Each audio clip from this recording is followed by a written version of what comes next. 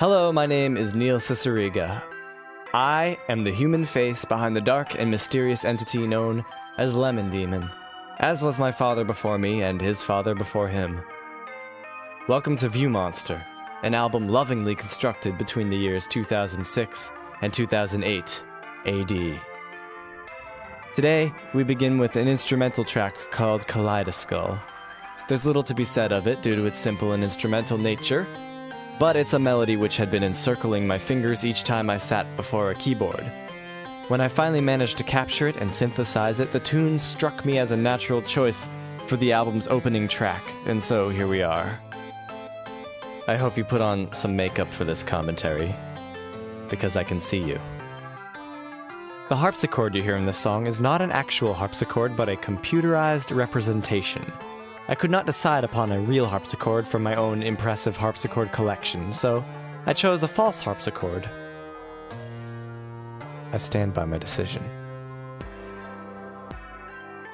When I hear this song, I think of blueberries. And I hope that blueberries think of me. Let's talk about this album's structure. Although, this track included, there are 16 full-length songs, you will find that there are 32 CD tracks in total. The even-numbered tracks are what I like to call palette cleansers. On most albums, songs are broken up by 1 or 2 second intervals of silence.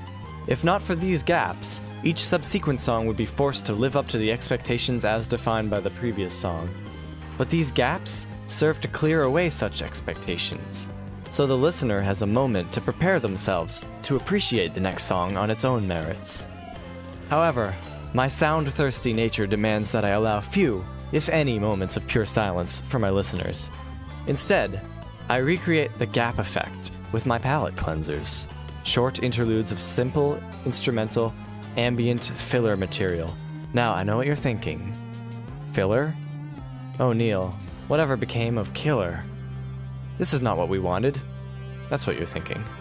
Well, I'd like to point out your fallacious assumption that filler cannot also be killer.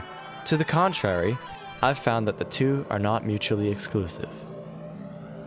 So let us meditate on that idea. Here's the first of the even tracks, each of which is untitled but bears a title nonetheless. This particular track, had it a name, would be named View Monster, after its father, this album.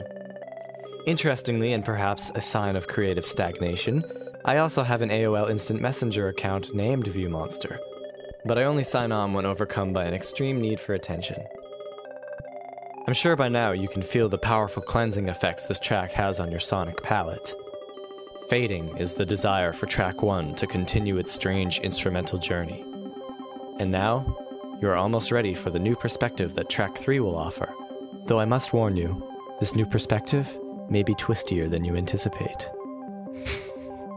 Twistier indeed. This track has been christened Amnesia Was Her Name.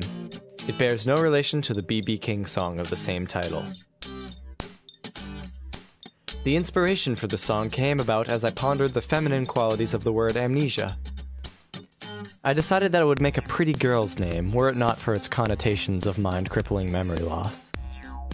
From there, it was only natural for me to imagine how sticky a wicket it would be to develop feelings for such a woman, assuming that she is in some way a personification of actual amnesia. Oh, Neil, what won't you personify?